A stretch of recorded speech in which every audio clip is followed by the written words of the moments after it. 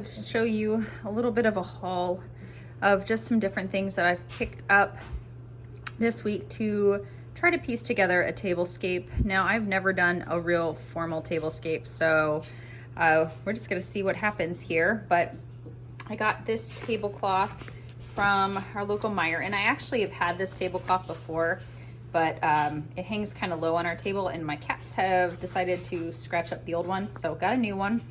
And then I got this real pretty poinsettia style table runner to put in the middle.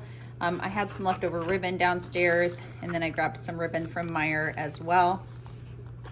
I went over to Homegoods. Oh, these guys came from Meijer too. I got a matching set of them. I don't know if I'll use them, but we'll see. I got these pillar candle holders from Meijer. They were only a couple bucks each. Then over at Homegoods, I got these set of 2 candles. They were $8 for 2. So unscented candles, and then some pillar candles, because I want lots of candles along this table. Got 2 tall and 2 short, kind of a rustic looking candle holder. So these were, what, 7 each for the little ones and 10 for the big.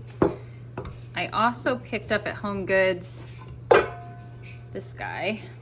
I don't know if I'll use this on the table, but I thought it was pretty. I might use it for something else. And then, I got this at Homegoods too. I just thought it was just, I don't know, really nice for winter. Again, I don't know if I'll use it on the tablescape, but I'll probably use it somewhere in the house. I got some linen napkins. I liked these. These were actually the first thing that I picked up today. So they've got just a little bit of that gold design in them. I thought they were pretty. It's a set of 8, which is perfect because we can fit 6 comfortably at this table. Plus then we usually have 2 over at the kitchen bar, and then it kind of goes with this design here.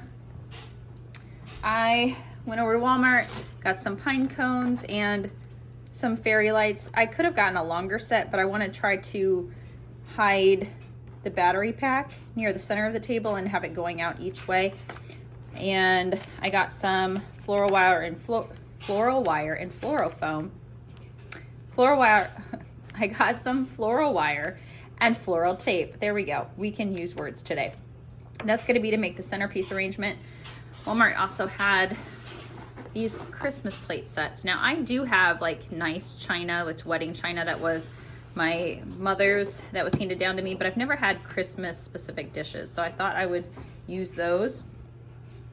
I got a poinsettia, and then Joann's had this, and I wanted to make a fresh arrangement for the center of the table, but I wanted it to be something that was, you know, fairly shallow, so the whole thing wasn't too tall overall. So I'm gonna work in the poinsettias, and then I'll show you the other greens that I got to go in there and flowers I got to go in there. So I picked up some baby's breath, got some different types of kind of these berries. I got some ivory colored roses, some greens here, some of these little guys, and then I got a couple of bundles of fresh boxwood and different types of kind of like pine and spruce. That is outside sitting on the porch, but I'm gonna try to work those things into the arrangement.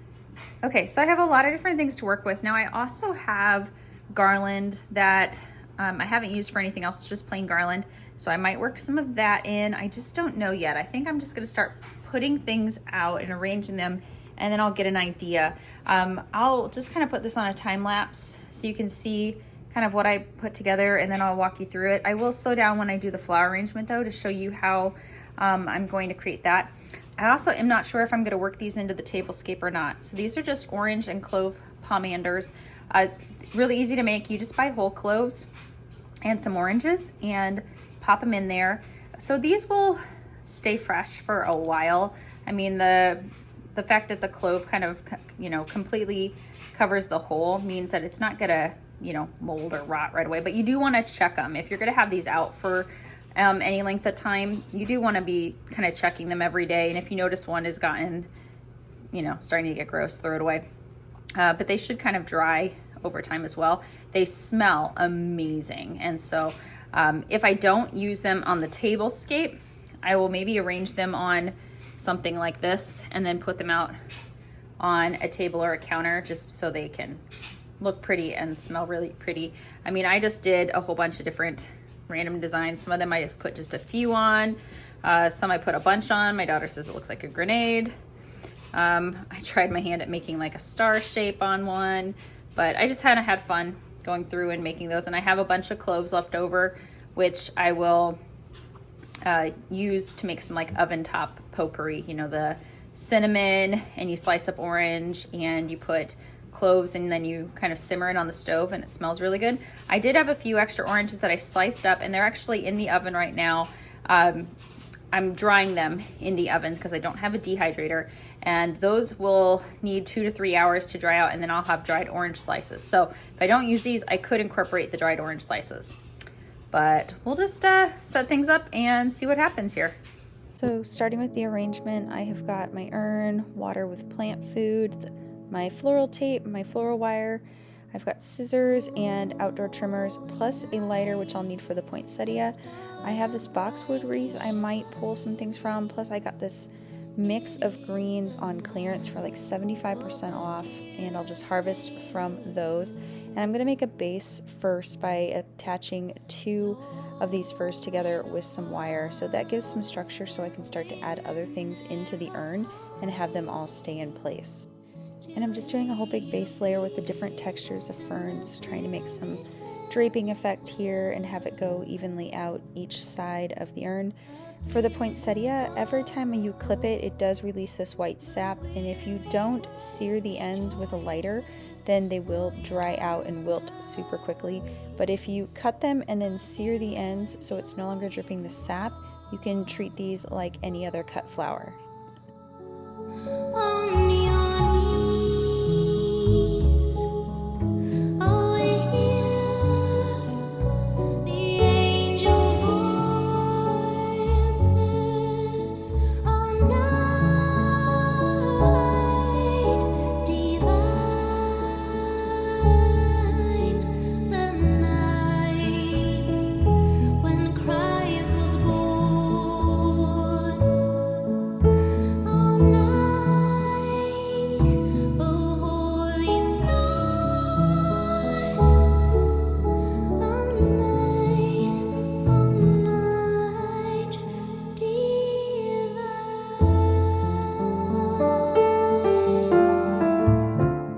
Kept adding all my other flowers until I was pretty happy with the arrangement, and then we'll move this out of the way so we can start working on the rest of the table.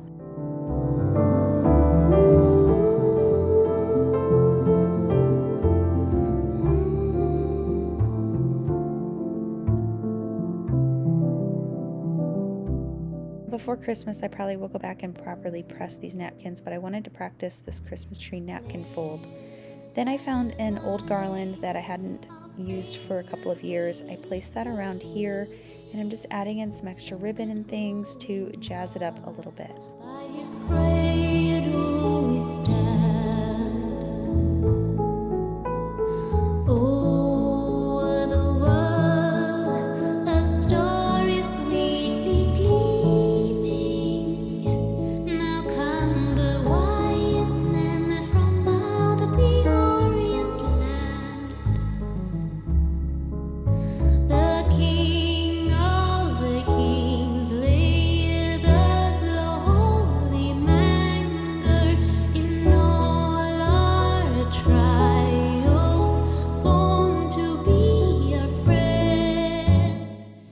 The finished product. I used the deer, so the garland that I used is actually 2 garlands that were wound together.